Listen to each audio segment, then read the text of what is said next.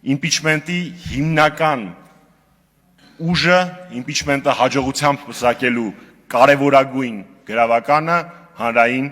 լայն համախմբումն է, փողոցային պայքարով, այլ կերպ այս գործընթացը տեղի ունենալ չի կարող։ Հունիսի 7-ին, երբ այս գործընթացը նախաձեռնվեց, ձևաթղթի տակ ստորագրել էին 6 պատգամավոր։ Սեպտեմբերի 26-ի լսումների հայտարարությամբ եւ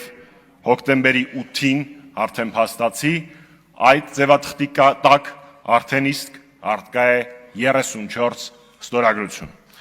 Անցյալ շաբաթ ես հանդիպել եմ Հայաստանի Հանրապետության ազգային ժողովի անկախ պատգամավոր Հովիկ Աղազարյանի հետ քննարկելու համար իմպիչմենտի գործընթացը եւ Հովիկ Աղազարյանի ու Հակոբ Ասլանյանի մասնակցությունը այդ գործընթացին։ Այս պահի դրությամբ կարող եմ հայտարարել, որ Հովիկ Աղազարյանը եւ Հակոբ Ասլանյանը չեն խոչընդոտելու իմպիչմենտի գործընթացին եւ քննարկումները շարունակվում են։